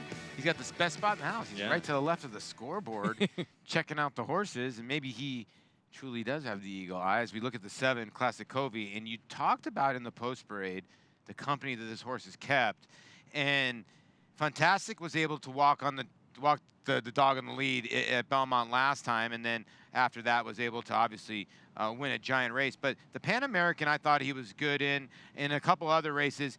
But the 2 races he's been with Junior Alvarado, who he's reunited with, he's 2 for 2, guys. Yeah, I think he's a major player in here, Paul. And, you know, I don't like to make extreme excuses, but his last race, if you watch the race, not only obviously Fantastic, a good horse, came back to win the UN, he wired the field with an inside trip. And the race was dominated by inside runners. And I know it's a 5-horse field, but he still is the one who was chasing on the outside the whole way. And I think that's enough an excuse to suggest a horse that's run as well as he has in the past, especially stretching out in the Pan Am behind High Happy and One Go All Go. Both speed horses. Yeah, I mean, this is a horse that's 7-1 against these horses, and he feels a little like the kind of horse you can say after the race, how did Classic Covey pay $16? Yeah, no, I took a long, hard look at him, as well as the number 9, Master Gunner. I couldn't quite pull the trigger, as he is getting a little bit lathered up on the track. But The thing that I like about him is not only his last race, it was his first race since 2016, September of 2016, but the pace held together. It was a good-looking win. Yes, he has to step up in class, but Elizabeth Voss, whether they're going over hurdles or whether going on the flat, she always points specific horses for Saratoga, and she has a lot of success at this meet. You're not going to deny, and this is a big-priced horse. He'll have to improve to beat this kind of horse, but there's something to be said about a horse you know is going to relish the distance, guys. No doubt. And, you know, going back to Master Gunner the 9, there were some decent runners in that field. And if you think, if there's anyone in this field you think is potentially going to get better, I mean, that horse absolutely needed that start, right? Yeah, I don't know what happened last time, but I wouldn't be worried that the horse is washed out. You see a lot of the jump runners get washed out, and because they get good warm-ups. Elizabeth, this horse can run 2 miles because of the way that Elizabeth trains her horses. So I wouldn't worry about that. You know, the kick home is going to be the key. Can Master Gunner be able to kick home and pass a lot of, you know, quality colts and geldings in here? Solio and those Ramsey Silks, the 1 horse, still the favorite now, 2-1. Can he follow up what he's done each of the last 2 starts? He went this distance 2 back. That was on a good turf course at Churchill. He won by 10 1/4 lengths, and then he was just 3rd, beat a half length in a grade 3. The start before that, though, Focus Group got the better of him. Yeah, he did. And, you know, the Focus Group is he better going a longer distance? He might be. When he went 1.5 miles from the 11 hole, he was dominant. And last time, it seemed like he just got going late. Now he gets a little extra ground. And, Andy, I would expect to see Focus Group going to be putting in that late kick here for Chad Brown. I think he will be. I think he's going to run very well in here. And I really believe he's a better horse than Soglio, who's been flattered by circumstance in his recent starts. I think he's a weak favorite. Let's send it upstairs to Larry Colmus for the call. Race 9 here from Saratoga. Luis Saez and Channel Cat coming up to the outside stall here. Complete the line. They're all in line. They're off. Adonis Creed out for the lead with Scholar Athlete. On the inside is Solio, Channel Cat 3 wide, Master Gunner between those 2. And then a break of 3 lengths more back to Snap Decision racing on the outside of Focus Group. Classic Covey is last in the very early stages here. Adonis Creed is the leader from Scholar Athlete as they make their way to the top of the stretch first time round. Solio saves all the ground there, 3rd at the inside. 2 lengths back to Master Gunner and Channel Cat as they race through the stretch. Then comes Snap Decision at 25.52 quarter. Snap Decision's about 7 lengths off the lead outside of Focus Group. And Classic Covey is 11 lengths behind Adonis Creed, who leads them with a lap to go. Adonis Creed and Florent Giroux by 1.5 lengths to Scholar Athlete. Solio keeps them close company in 3rd, 2 lengths off the lead. Channel Cat is 4th with 5.5 lengths to make up as they make their way into that turn. After that comes Master Gunner, who's still about 7 or 8 behind. Snap Decision in behind him. Then comes Focus Group, and Classic Covey has been last every step of the way so far after a 49.92 half. Onto the backstretch, Adonis Creed up top. The leader by 3/4 of a length, Solio. Now 2nd on the outside as Scholar Athlete is back running in 3rd by 2. Channel Cat is 4th, 4.5 lengths from the front. Then Master Gunner, Snap Decision, Focus Group, and Classic Covey. 3/4, 1:15.12 seconds up the backstretch from Adonis Creed and Florent Giroux, who continue to lead them along here. Solio's a length behind, 2nd racing for the turn. Scholar Athlete in contention, 3rd on the outside. Channel Cat is going to be 4 wide into the turn. Then Master Gunner on the inside, followed by Snap Decision. In behind them, Focus Group and Classic Covey around the far turn. And it is Adonis Creed still there as they straighten out for the stretch drive. Adonis Creed by 2, Solio 2nd. On the outside, Scholar Athlete drifting out 3rd, Channel Cat 4th. Farther out, Snap Decision and Focus Group. And here comes Snap Decision, Focus Group, Channel Cat 2. Here comes Focus Group on the outside. Focus Group surging to the front to win it from Channel Cat. Solio ends up 3rd, and Classic Covey was 4th in 2:16.44. Focus Group flying late, and he just loves this distance. He absolutely does. He got a very good trip, just kind of angling out at the quarter pole and finding that room out in the center of the racetrack to close. And it kind of felt like the whole field bunched together in the late stages of the race to help benefit some of these closers. Yeah, he sort of slingshot off both of the selections you guys like downstairs with the 4 and the 10. Channel Cat made the first move, and then Jose Ortiz sort of swung off the 10's move. I was looking at my 7. He dove to the rail, but he just had no punch late.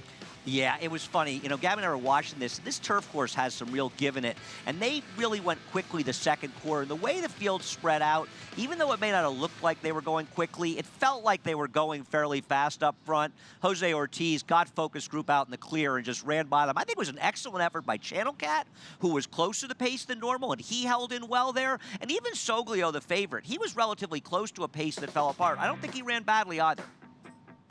I just saw Chad Brown. He had a huge day at Monmouth the other day, including the Haskell Invitational, and now he gets on the board Monday at Saratoga with Focus Group. Yeah, and a son of Kitten's Joy at a Dynaformer mare. It's all you need to know. I mean, the longer the better. And we talked about this yesterday with the filly who won the last race. With the bottom side, it was Dynaformer. It's just distance over distance. And Jose Ortiz, who's gotten off to a slow start to this meet, is going to get hot, and wins are going to start coming in bunches here soon. Just seems like a 1 3/8. This horse seems to find a gear late that the others do not have. Focus Group wins at 3-1. Second choice on the board, Chad Brown, Klarovich Stables, William Lawrence, and Jose Ortiz. Your winning connections.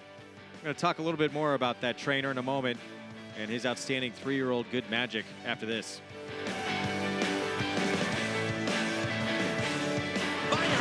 Turning for home in front. Coast of New York on the outside. California Chrome is third. Shared Belief laboring back there in fifth. 1 furlong to run. Bayern, Coast of New York. California Chrome on the outside.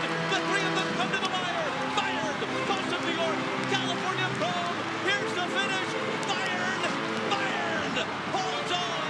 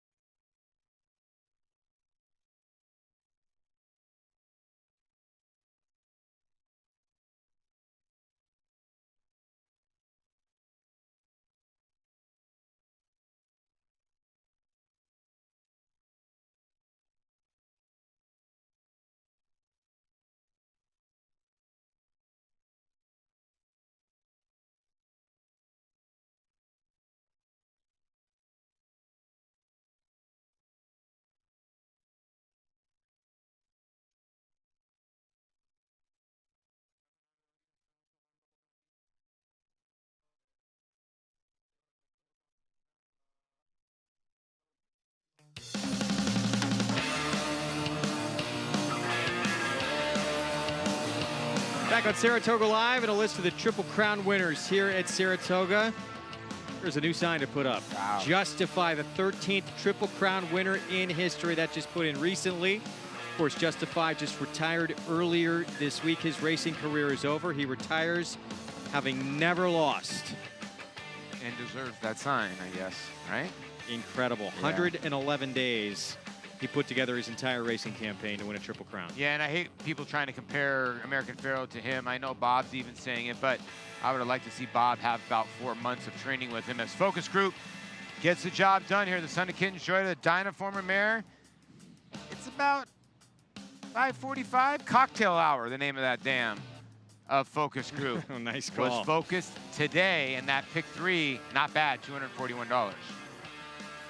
Keep in mind, still one more race to come. We're going to sign off in about 15 minutes or so, but you can see what happens in the finale here from Saratoga.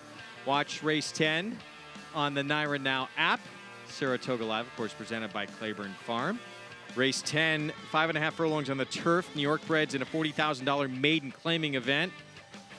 As we take a look at the Naira bets, late pick 5 follow along. Focus group gets the job done. No favorites have won in the sequence. Yeah, no favorites at all. And like we said, it was going to pay a little bit more with High Promise and Broadway Run. Let's go downstairs to Maggie Wolfendale. Here with Chad Brown, and we were just discussing the trip with Focus Group, and maybe I was focused on other runners because, Chad, it was a little bit more eventful than at first watching it. Yeah, I'm proud of the horse. He made more than one run in the race there, and luckily he was good enough to get it done. Oftentimes in these paceless mount races, it's cat and mouse all the way around, and it looked like Jose tried a couple different moves during the race, and I wasn't feeling too good turning for home because I didn't know how many runs he had in him, but he came again and he got it done. I'm proud of this horse. Yeah, he really dug in. I mean, and won convincingly as well, and also winning convincingly, obviously, yesterday in Good Magic. Obviously, we caught up with you earlier this morning, but I want to talk to you about the Travers. We are all in this game because at the end of the day, we're fans of horse racing. Yeah. How excited are you just to, obviously we don't have Justify anymore, but just to see all these horses meeting at the end of August? Yeah, I mean, without Justify, it's it's good for our chances, but it's let down for the meet and for the game. But life goes on, and the Travers is a real competitive race now. Fortunately, we have Good Magic, who's inherited the leaders of the division. I feel he ran really good yesterday. I'm really excited about it. And between him and Gronkowski, I feel like we have two really good shots for the Travers. And I mean, talk about yesterday a little bit and just the kind of relief that you saw coming down the stretch with Good Magic. Yeah, it's a good way to describe it. I was relieved. It's a lot of pressure involved. We were hopeful he came out of the Preakness in good shape, and he had trained like he did, but you never know until you run him. And for that horse to go down to Monmouth and really just break clean and do everything he's supposed to do at every pole and finish off the race the right way, a lot of relief for us. Well, Chad, congratulations. Job well done with him and Focus Group here today. Thanks a lot. All right, Greg.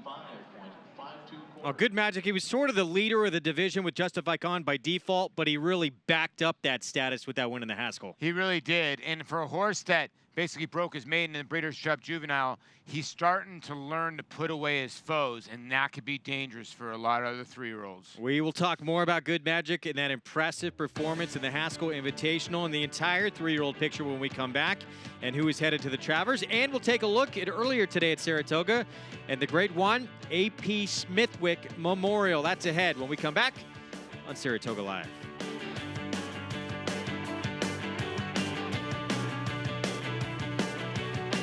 Once again, among the world's leading sires of stakes horses and graded stakes horses, Warfront has sired 8 champions and 8 millionaires. Recent Grade 1 winners include Lancaster Bomber, American Patriot, Avenge, Roly-Poly, War Flag, and Europe's 2017 champion 2-year-old colt, U.S. Navy Flag. In the sales ring, his yearlings continue to bring prices well over $1 million. International Super Sire Warfront, standing at Claiborne Farm.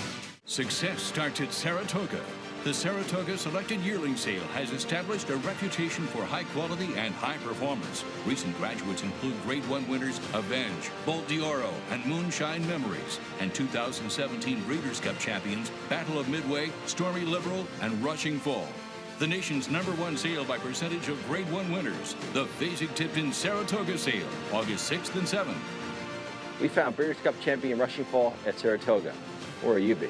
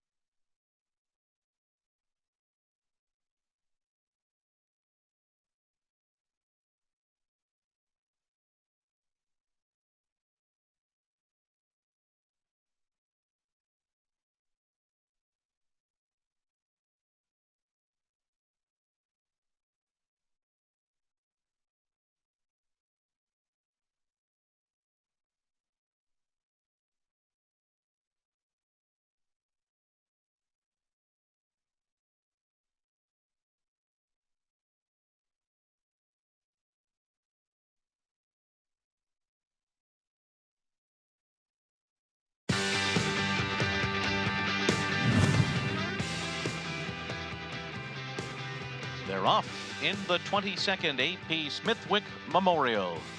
Personal start goes out to lead them early over the first jump. Up and over there with the favorite Aranistan away in second.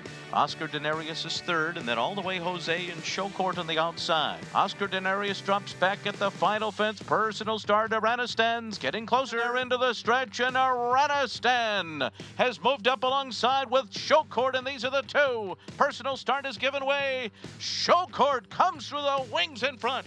Aranistan second toward the inside. Then comes Overwhelming in third. Showcourt and Michael Mitchell looking for the upset in the Smithwick.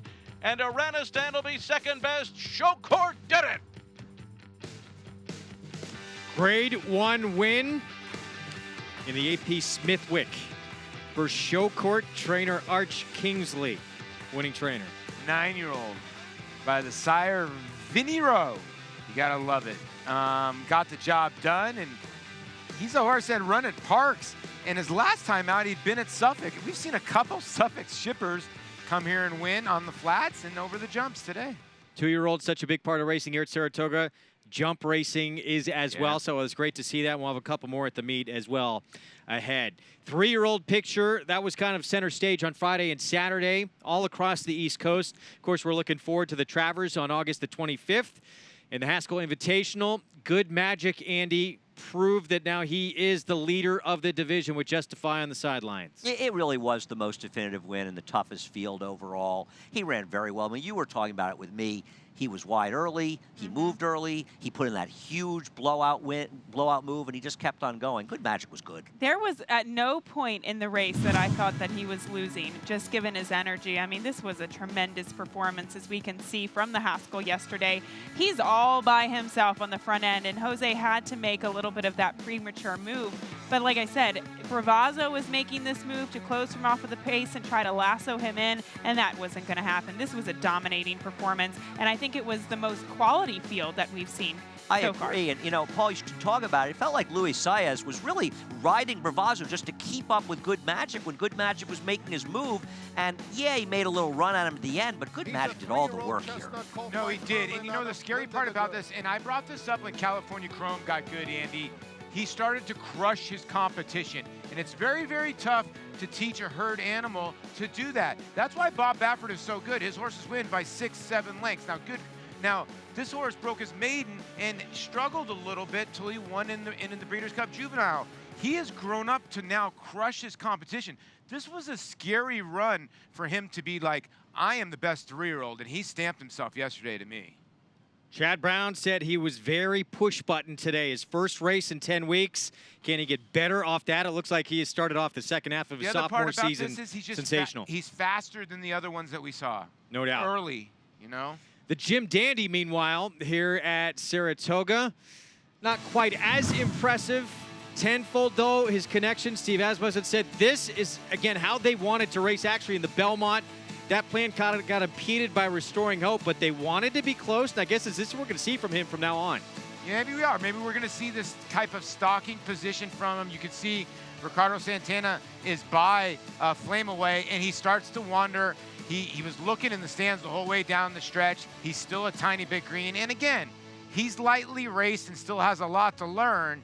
And when you watch this effort and you watch Good Magic, it's just night and day. And Andy, you got to be concerned, and I know Steve Asmussen is, the ducking out there at the end, watching that video scoreboard, but it's a concern. It has to be a concern. All those things have to be a concern, and Paul's absolutely right. You watch Good Magic and you watch Tenfold and that crew, how do you not feel like Good Magic just lays over them? Well, just the professionalism that Good Magic showed. And the weird thing about Tenfold having those antics is that Steve Asmussen did say that this horse has a good physicality. He's got a great mind, and he doesn't usually do that in the morning. So the fact that this is something new for Tenfold, I find it to be very strange. It's a little bit odd, but it doesn't mean he's not a horse that can improve and get better going forward. But if they're going to employ a similar running style to Good Magic, it just doesn't seem like he can beat him. Yeah, we'll see. We'll see. I mean, I would say that Tenfold does seem like a horse that could continue to improve in the second half of the year because he is so lightly raced. I want to like Tenfold. I'm going to root for him. He's not there yet, but Hofford might be. Hofberg was very impressive. He was kind of the wise guy horse going into the Belmont Stakes. He was the horse a lot of people thought could spoil that Triple Crown bid if anybody could justify. That did not happen, but he looked awfully impressive and against a field that he should have beat and did beat and take care of in the Curling. He did. You're supposed to beat fields like that. I like the way he did it. He had natural speed. He wasn't really rushed out of the gate. Again, he didn't beat much, but he did it the right way. Yeah, I think Paul's absolutely right. He did it the right way. Bill Mock got out of this race exactly what he wanted. And when you look at all these horses and you say, okay, which is the one that you want when they stretch to 1.25 miles in the Travers, you want Hofberg to move forward, but he doesn't have the brilliance of Good Magic. Totally agree with you. We'll see what happens as we keep our eyes on the Travers. And of course, the late breaking news this week was Wonder Godot. She is pointing for the Travers. This was earlier this afternoon around 2 p.m. She actually shipped into Saratoga from Woodbine, and she's been beating up on, I think, inferior company, but why not take a shot against the boys? I'd run her in the Alabama, a race I believe that she would probably win. I think Marcassi, in my opinion, is getting a little bit caught up in trying to be 3-year-old champ. Well, I love that they're going for it. They know that they don't have a chance to win 3-year-old filly division honors with no Monomoy girl in the Alabama, which is likely the case. So they say, how do we win it? We beat the boys in the Travers. They know she loves 1.25 miles. They are going for the gusto. It's going to be fun to watch. It was Broadway Run in the Coronation Cup, a day off, and then we're back on Wednesday at 4. We'll see you then.